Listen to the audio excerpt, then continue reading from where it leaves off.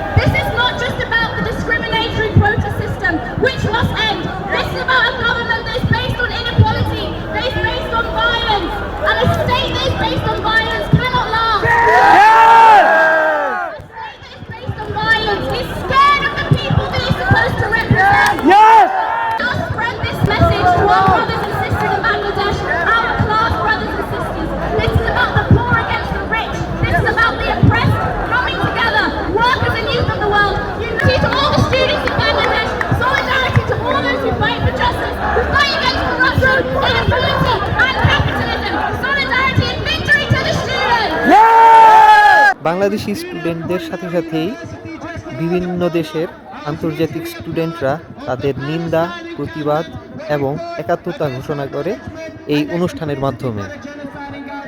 And I am here to give my full support and solidarity to the courageous, heroic students in Bangladesh, in Dhaka, in the first place. So send on the chat rally.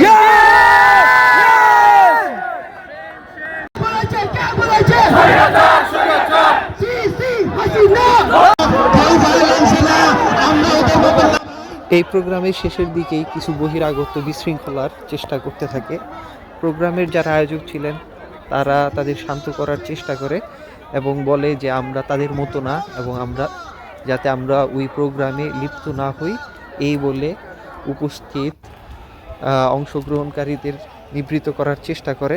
কিন্তু বাইরের দিকে কিছু অনাকাঙ্ক্ষিত ঘটনা আসলেই ঘটে যায়, যেটা আমি আপনাদেরকে এই ভিডিওর থ্রুতে দেখানোর চেষ্টা করছি।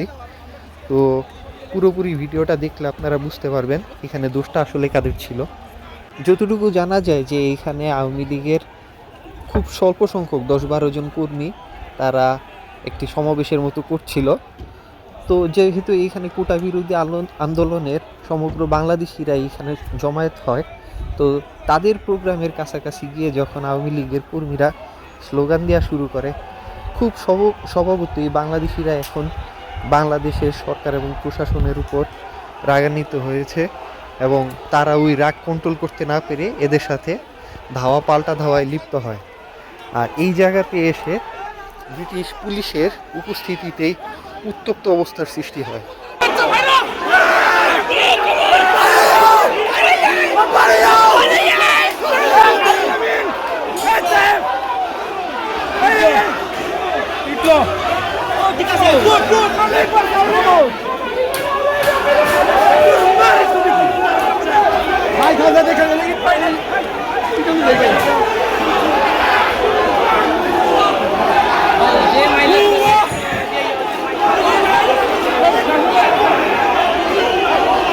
মানুষজন এখানে জমায়েত হইতে থাকে আর সংঘর্ষের একটা দানা বাঁধতে থাকে। এইখানে ক্রমান্বয়ে মানুষের সংখ্যা যখন খুব বেশি হয়ে যায়, দুই পক্ষের মধ্যে সংঘর্ষ শুরু হয়ে যায়। তো এই মুহূর্তটা হচ্ছে মানুষজন দুই পক্ষ থেকে এই সেন্টারটাতে জমায়েত হইতে থাকে। কিছুক্ষণের মধ্যে আসলে সংঘর্ষটা বাধে। দেখা যায় যে পুলিশের আসলে কন্ট্রোলের বাইরে চলে যেতে থাকে। তো দুই পক্ষই তো আজকে মানে তাদের চূড়ান্ত পর্যায়ে রাগ দেখাইছে।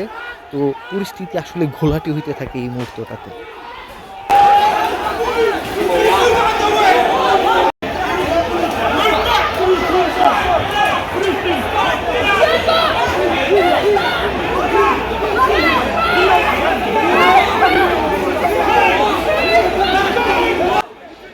বলতে গেলে ব্রিটিশ পুলিশ একেবারে হিমশিম খেয়ে যায় বাংলাদেশি কমিউনিটির এই দুই পক্ষের সংঘর্ষটা সামাল দিতে গিয়া।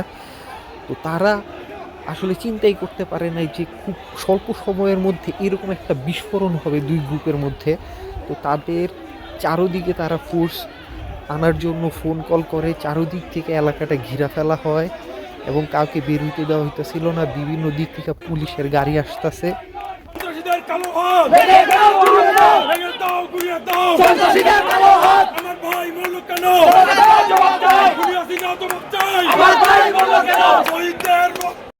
আওয়ামী লীগের কর্মীদেরকে এইখানে বাংলাদেশি কমিউনিটির সব ধরনের মানুষরা একেবারে ঘিরে ধরে এবং তাদের প্রতি আক্রমণাত্মকভাবে তাদেরকে এক জায়গায় আবদ্ধ করে ফেলে।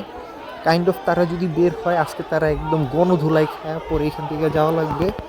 তো পুলিশ কোনোভাবে এইখানের মানুষজনকে সামাল দিতে পারতাছিল না। তো তারা এডিশনাল ফোর্সের জন্য ফোন করে, হেলিকপ্টার আসার জন্য কল করে। তো মানুষজন এত পরিমাণের ক্ষিপ্ত হয় এদের উপরে যে জিনিসটা কোনোভাবেই পুলিশ আসলে সামাল দিতে পারতাছিল না। এই হইল অবস্থা। সংঘর্ষের এলাকা বলতে গেলে পুরা ইস্ট লন্ডন মস্ক এলাকা, আলতাবালি পার্ক এলাকা থেকে শুরু করে বিশাল একটা অংশ এই সংঘর্ষের আওতায় চলে আসে এবং পুলিশের পাশাপাশি ফায়ার সার্ভিস এবং হেলিকপ্টার দিয়ে নিরাপত্তার চাদরে পুরো এলাকা ঘিরে ফেলা হয়। এবং শুরুতে ভাবা হয়েছিল যে সংঘর্ষ এটা খুব স্বাভাবিকভাবে অল্প সময়ের মধ্যে শেষ হয়ে যাবে, কিন্তু না। আমি এই সংঘর্ষ দেখলাম যে প্রায় আধা ঘন্টার উপরে শুধু নামাজের আগেই ছিল, ওই মুহূর্তটা আসরের সময়। এই সংঘর্ষ প্রায় 1.25 ঘন্টার মতো স্থায়ী হয় এবং পুরো এলাকা অচল হয়ে যায় এবং হেলিকপ্টার সহ কোনো কিছু দিয়ে আসলে কাভার করা যাইতেছিল না সংঘর্ষ। তো পরিস্থিতি এত পরিমাণের থমথমে হয় এবং এটার ইফেক্ট পূর্ব লন্ডনের পুরা এলাকার উপর বিরাজমান হয়। আমি দেখলাম যে পুরা যানজটের কারণে পূর্ব লন্ডন কার্যত অচল হয়ে গেছে সন্ধ্যা থেকে। এই সমাবেশের মধ্য দিয়ে এই মেসেজটা বাংলাদেশি কমিউনিটি বাংলাদেশের তরুণ আন্দোলনকারীদের কাছে পৌঁছে দিতে চায় যে বাংলাদেশি আন্দোলনকারীরা আসলে একা নয়, লন্ডনের সমস্ত বাঙালিরা বাংলাদেশিদের পাশে আছে। এবং যেহেতু লন্ডন একটি মাল্টিকালচারাল সিটি, এই সিটির প্রত্যেকটা মানুষের কাছে এই মেসেজটা ক্লিয়ারলি চলে গেছে যে আন্দোলনে বাংলাদেশ একা নয়, সমগ্র বিশ্বর সমর্থন রয়েছে তাদের সাথে এবং বাংলাদেশি কমিউনিটি স্ট্রংলি তাদেরকে সমর্থন করে যাবে, সহায়তা করে যাবে।